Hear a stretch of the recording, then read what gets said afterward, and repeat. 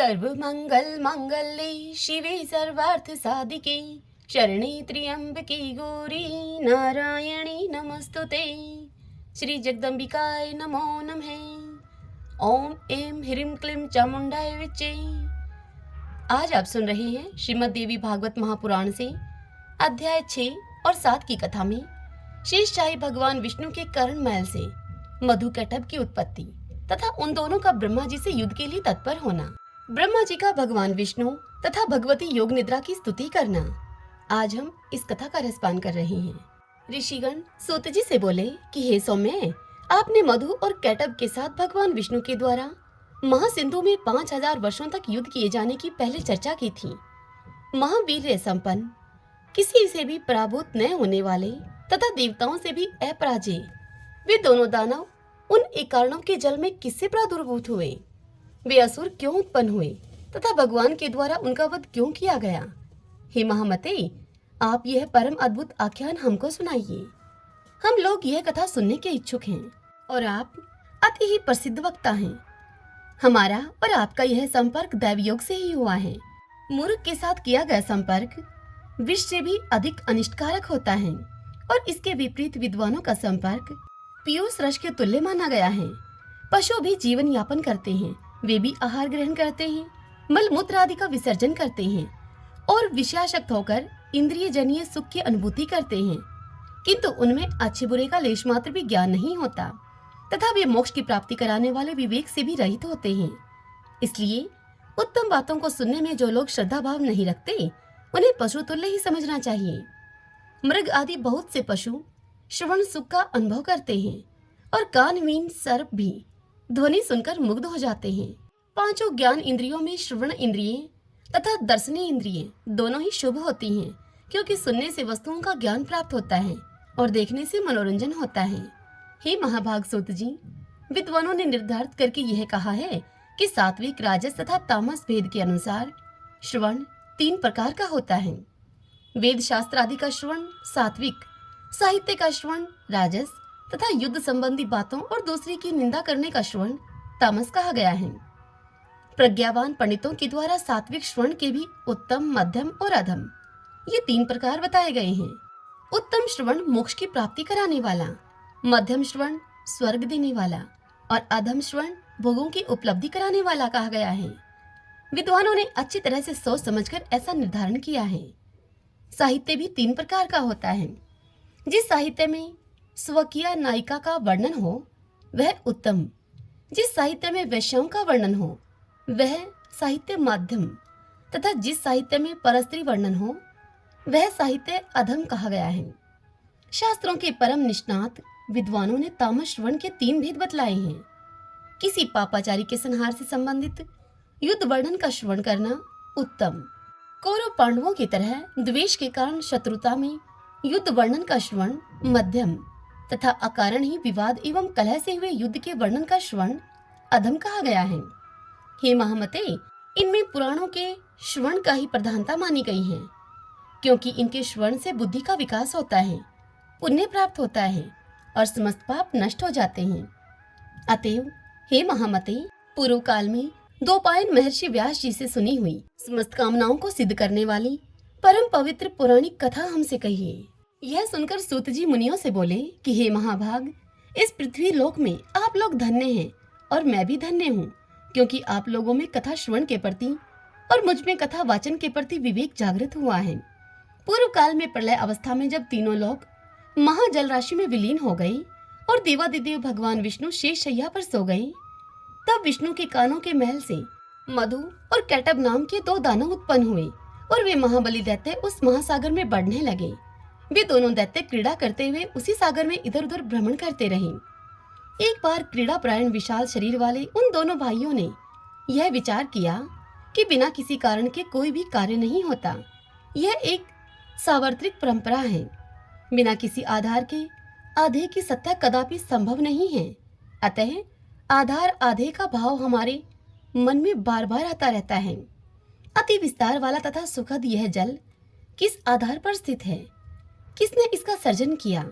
यह किस प्रकार से उत्पन्न हुआ और इस जल में निमग्न हम लोग कैसे स्थित हैं? हम दोनों यहाँ कैसे पैदा हुए और किसने हम दोनों को उत्पन्न किया, हमारे माता पिता कौन हैं, इस बात का कोई भी ज्ञान हम दोनों को नहीं है।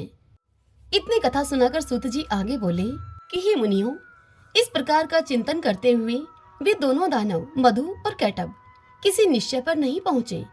तब कैटब ने जल के भीतर अपने पास स्थित दानव मधु से कहा। कैटब बोला मधु से कि हे भाई मधु, हम दोनों के इस जल में स्थित रहने का कारण कोई अचल महाबली शक्ति है, ऐसा ही मैं मानता हूँ। उसी से समुद्र का संपूर्ण जल व्याप्त है और उसी शक्ति के आधार पर यह जल टिका हुआ है तथा वे ही परात्परा देवी हम दोनों की भी स्थिति का कारण है। इस प्रकार विविध चिंतन करते हुए वे दोनों दानव जब सचेत हुए तब उन्हें आकाश में अत्यंत ही मनोहारी वाग बीज स्वरूप एम की वाणी सुनाई पड़ी। उसे सुनकर उन दोनों ने सम्यक रूप से हृदयंगम कर लिया, अर्थात अपने हृदय में धारण कर लिया, और वे उसका दृढ़ अभ्यास करने लगे। तदंतर उन्हें आकाश में कौंदती हुई सुंदर विद्युत अर्थात बिजली दिखाई पड़ी। तब उन दोनों दानवों ने सोचा कि निसंदेह यह मंत्र ही है और यह सगुण ध्यान ही आकाश में प्रत्यक्ष दृष्टिगत हुआ है। तदंतर वे दोनों दैत्य आहार का परित्याग करके इंद्रियों को आत्म नियंत्रित करके उसी विद्युत ज्योति में अपने मन को केंद्रित किए हुए समाधिस्थ भाव से जप का ध्यान करने में लीन हो गए।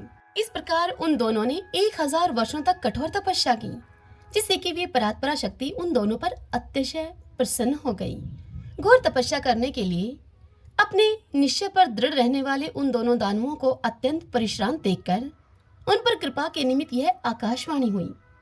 आकाशवाणी ने कहा, हे दैत्यों, तुम दोनों की कठोर तपश्चर्या से मैं बहुत प्रसन्न हूँ। अतएव तुम दोनों अपना मनोवांछित वरदान मुझसे मांगो, मैं वह वरदान तुम्हें अवश्य दूंगी। सूत जी कहते हैं कि हे मुनियों, तदंतर उस आकाशवाणी को सुनकर उन दानवों ने कहा कि हे देवी, हमारी मृत्यु हमारी इच्छा अनुसार हो। हे सुवर्ते, हमें आप यही वरदान दीजिए। तब उस वाणी ने कहा कि हे दैत्यों, मेरी कृपा से अब तुम दोनों अपनी इच्छा से ही मृत्यु को प्राप्त होोगे। दानव और देवता कोई भी तुम दोनों भाइयों को पराजित नहीं कर सकेंगे, इसमें संदेह नहीं है। सूत जी कहते हैं कि हे ऋषियों, भगवती से ऐसा वरदान प्राप्त करके वे दोनों दैत्य मदो उन्मत्त होकर उस महासागर में जलचर जीवों के साथ ही क्रीड़ा तत्पर हो गए। हे विप्रो, कुछ समय के व्यतीत होने पर उन दानवों ने संयोगवश जगत सृष्टा ब्रह्मा जी को कमल के आसन पर बैठे हुए देखा। उन्हें देखकर युद्ध की लालसा से वे दोनों महाबली दानव प्रसन्न हो उठे और वे आकर ब्रह्मा जी से बोले कि हे सुवर्त, आप हम लोगों के साथ युद्ध कीजिए, अन्यथा यह पद्मासन छोड़कर आप अविलंब जहां जाना चाहें वहां चले जाइए।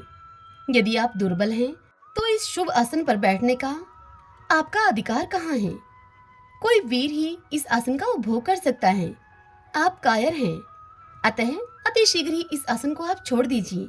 उन दोनों दैत्यों की यह बात सुनकर प्रजापति ब्रह्मा जी चिंता में पड़ गए। तब उन दोनों बलशाली वीरों को देखकर ब्रह्मा जी चिंताकुल हो उठे और मन ही मन सोचने लगे कि मुझ जैसा तपस्वी इनका क्या कर सकता है। सूत जी आगे कहते हैं कि हे मुनियों, तदंतर उन दोनों वीरों को देखकर सर्वशास्त्र के वेता ब्रह्मा जी साम, दान, भेद आदि इन नीतियों के माध्यम से युद्ध की समाप्ति के उपायों को सोचने लगे।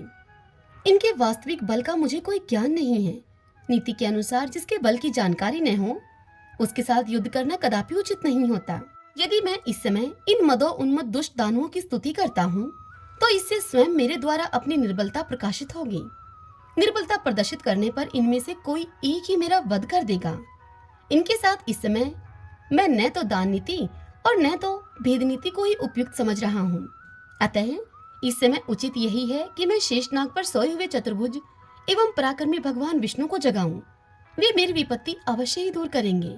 मन में ऐसा सोचकर कमल नाल का आश्रय लेकर पदम योनि ब्रह्मा जी मन ही मन दुखनाशक विष्णु के शरणागत हो गए। वे शुभ संबोधनों के द्वारा योग निद्रा के कारण स्पंदन रहित उन नारायण जगतपति भगवान विष्णु को जगाने के लिए उनकी स्तुति करने लगे। ब्रह्मा जी स्तुति करते हुए बोले, हे दीनानाथ, हे हरे, हे विष्णु, हे वामन, हे माधव, भक्तों की पीड़ा को हरने वाले, हे हर्षिकेश, हे सर्वव्यापिन, हे जगतपते, हे अनंत स्वरूप, हे वासुदेव, हे अंतर्यामिन, हे जगत के स्वामी, हे दुष्टों तथा शत्रुओं का संहार करने में एकाग्र चित वाले, हे चक्रधर, हे गदाधर, हे सर्वज्ञ, हे सर्वलोकेश, हे सर्वशक्ति संपन्न, हे देवेश, हे दुखनाशन, अब आप उठिए, उठिए और मेरी रक्षा कीजिए। हे विशंभर, हे विशलाक्ष, हे पुण्य श्रवण कीर्तन, हे जगत सृष्टा, हे निराकार, हे सृष्टि पालन संहार के कारक, हे महाराज, ये दोनों मद उन्मत्त दानव मेरा वध करना चाहते हैं। हे सर्वाधार, मैं इस समय संकटग्रस्त हूँ, क्या आप यह नहीं जानते? हे महाविष्णु, मैं इस समय दुख से अत्यधिक पीड़ित हूँ और आपके शरणागत हूँ। ऐसी स्थिति में यदि आप मेरी उपेक्षा करेंगे तो आपका जगत पालन का नियम निरर्थक हो जाएगा। सूत जी आगे कहते हैं कि इस प्रकार स्तुति करने पर जब योग निद्रा में लीन भगवान विष्णु नहीं जगे, तब ब्रह्मा जी ने विचार किया कि भगवान विष्णु अवश्य ही शक्ति के अधीन होकर योग निद्रा के वश में हो गए हैं, जिसके कारण यह धर्मात्मा जग नहीं रहे हैं। अब दुख से पीड़ित मैं इस समय क्या करूं? अहंकार के मद में चूर वे दोनों दानव मुझे मारने के उद्देश्य से यहाँ आ गए हैं। अब मैं क्या करूं और कहाँ जाऊं? अब तो मुझे शरण देने वाला कोई भी नहीं है।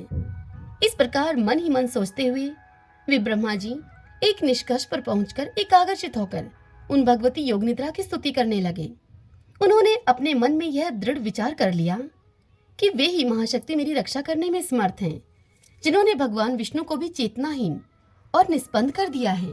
इस लोक में जैसे मृत प्राणी को शब्द आदि गुणों का अभ्यास नहीं हो पाता, ठीक उसी प्रकार निद्रा के कारण अपने नेत्र मुंदे हुए भगवान विष्णु कुछ भी जान सकने में असमर्थ हैं। मेरे द्वारा नानाविध स्तुति किए जाने पर भी भगवान विष्णु निद्रा का त्याग नहीं कर रहे हैं। अतएव मैं ऐसा मानता हूँ कि निद्रा इनके अधीन नहीं है, अपितु निद्रा के द्वारा ही ये वशीभूत कर लिए गए हैं। जो प्राणी जिस किसी के वश में हो जाता है वह निश्चय ही उसी का दास बन जाता है। अतः ये योग निद्रा ही लक्ष्मीपति भगवान विष्णु की स्वामिनी हो गई हैं। जिस शक्ति के द्वारा सिंधु पुत्री लक्ष्मी के वश में रहने वाले भगवान विष्णु भी वशीभूत कर लिए गए हैं, उन्हें भगवती ने निश्चित रूप से इस जगत को अपने अधीन कर रखा है। मैं अर्थात ब्रह्मा जी, विष्णु, शंकर, सावित्री, लक्ष्मी एवं पार्वती, हम सभी उन्हीं के अधीन हैं। इसमें कुछ भी संशय नहीं है। भगवान विष्णु भी जिस शक्ति के वशीभूत होकर विवश हुए से उसी प्रकार सो रहे हैं, जिस प्रकार एक सामान्य प्राणी सोता है। तब अन्य महापुरुषों के विषय में तो कहा ही क्या जाए। अतः अब मैं योग निद्रा का ही सत्वन करूंगा, जिनकी कृपा से निद्रा मुक्त होकर जनार्दन सनातन भगवान वासुदेव युद्ध के लिए उद्योग करेंगे। तदंतर ऐसा निश्चय करके कमल नाल पर विराजमान ब्रह्मा जी भगवान विष्णु के अंगों में व्याप्त उन योग निद्रा की स्तुति करने लगे। स्तुति करते हुए योग निद्रा की ब्रह्मा जी बोले कि हे देवी, इस जगत का कारण आप ही हैं। वेद वाक्यों से मुझे ऐसा ज्ञात हुआ है। हे अम्ब, आपकी ही शक्ति से संपूर्ण विश्व को ज्ञान देने वाले पुरुषोत्तम भगवान विष्णु भी इस समय योग निद्रा के वश में हो गए हैं। हे माता, समग्र लोक को मोहित कर देने वाली आपकी लीला को कौन जान सकता है? आपकी इस लीला से तो मैं भी मूढ़ सा हो गया हूँ और ये विष्णु परवश होकर सो रहे हैं। हे समस्त प्राणियों के मन में निवास करने वाली भगवती, करोड़ों देवताओं में भी ऐसा कौन विज्ञ है जो ऐसी आप निर्गुणा का रहस्य जान सके? सांख्य शास्त्र के विद्वान पुरुष और प्रकृति से जगत की उत्पत्ति मानते हैं। इनमें वे अचेतन प्रकृति को ही जगत को उत्पन्न करने वाली बताते हैं। तो फिर क्या आप वैसी ही अचेतन हैं? किंतु यदि आप जड़ होती तो इन जगत आधार विष्णु को इस समय चेतना रहित कैसे कर देती? हे महामाये, आप सगुण रूप धारण करके नानाविध लीलाएं करती रहती हैं। अतः आपके रहस्यमय कार्यों का सम्यक ज्ञान करने में भला कौन समर्थ है? हे भवानी, मुनिगण संध्या नाम से आपके गुणों को परिकल्पित करके तीनों समय अर्थात प्रातः, मध्याह्न और सायंकाल, इन तीनों समय निश्चित रूप से आपका ही ध्यान किया करते हैं। हे देवी, आप बुद्धि स्वरूपा होकर समस्त लोक को ज्ञान देती हैं और लक्ष्मी रूप से सदैव देवताओं को सुख प्रदान करती हैं। हे माता, संपूर्ण प्राणियों में कीर्ति, मति, धृति, कांति, श्रद्धा एवं रति रूप में आप ही विद्यमान हैं। हे देवी, प्रगाढ़ निद्रा के वशीभूत विष्णु को देखकर विषम दुख की स्थिति को प्राप्त हुए मुझको यह प्रमाण मिल गया है कि आप ही निसंदेह संपूर्ण जगत की जननी हैं। इस विषय में अब सैकड़ों तर्क वितर्क की कोई आवश्यकता नहीं है। हे देवी, आप वेद शास्त्रों के पारदर्शी विद्वानों की समझ से भी परे हैं और वेद भी आपको पूर्ण रूप से नहीं जानते, क्योंकि उन वेदों की उत्पत्ति का भी कारण आप ही हैं। आपका यह संपूर्ण रहस्यमय क्रियाकलाप सबको प्रत्यक्ष दिखाई देता है। इस संसार में कौन ऐसा बुद्धिमान प्राणी है जो आपके संपूर्ण चरित्र को जानने में समर्थ है? स्वयं मैं, अर्थात ब्रह्मा, विष्णु, शंकर, देवगण, अन्य मुनिवृंद तथा मेरे तत्वज्ञ पुत्र, वे पुत्र लोग भी उसे नहीं जान सके हैं। संपूर्ण लोक में आपकी महिमा का वर्णन कोई नहीं कर सकता है। हे देवी, यदि यज्ञों में वैदिक विद्वान हवन कार्य के समय आपके स्वाहा नाम का उच्चारण न करें तो देवगण अपना यज्ञ भाग नहीं प्राप्त कर सकते। अतएव आप ही देवताओं का भी भरण पोषण करती हैं। हे भगवती, आपने पहले तो समय समय पर दैत्यों के द्वारा उत्पन्न किए गए भयों से हमारी रक्षा की है, उसी प्रकार इस समय भी आप हमारी रक्षा करें। मैं आपकी शरण में हूँ। हे देवी, हे वरदे, मधु के साथ भयानक इस कैटअप को देखकर मैं अत्यंत भयाक्रांत हूँ। आपकी योग माया ने भगवान विष्णु के शरीर के सभी अवयवों को अपने वश में कर रखा है, अतः वे मेरी इस विषम विपत्ति को नहीं जान रहे हैं। हे महानुभावे, या तो इस समय आप आदिदेव को मुक्त कर दें अथवा इन दोनों महादैत्यों का वध कर दें। इनमें से आपको जो उचित जान पड़े आप वह काम कीजिए। हे देवी, जो मंदबुद्धि प्राणी आपकी विशिष्ट महिमा को नहीं जानते, वे ही विष्णु तथा शंकर आदि की आराधना करते हैं। हे जननी, आज प्रत्यक्ष प्रमाण के रूप में मैं आपकी महिमा को देख रहा हूँ कि भगवान विष्णु भी प्रगाढ़ निद्रा के वशीभूत होकर सो रहे हैं। हे देवी, आपकी शक्ति के वश में पड़े अपने पति भगवान विष्णु को इस समय सिंधु सुता लक्ष्मी भी नहीं जगा सकती, क्योंकि हे भगवती, मुझे ऐसा प्रतीत होता है कि आपने ही बलपूर्वक लक्ष्मी को भी शयन करने के लिए विवश कर दिया है, जिससे कि वे भी नहीं जग रही हैं।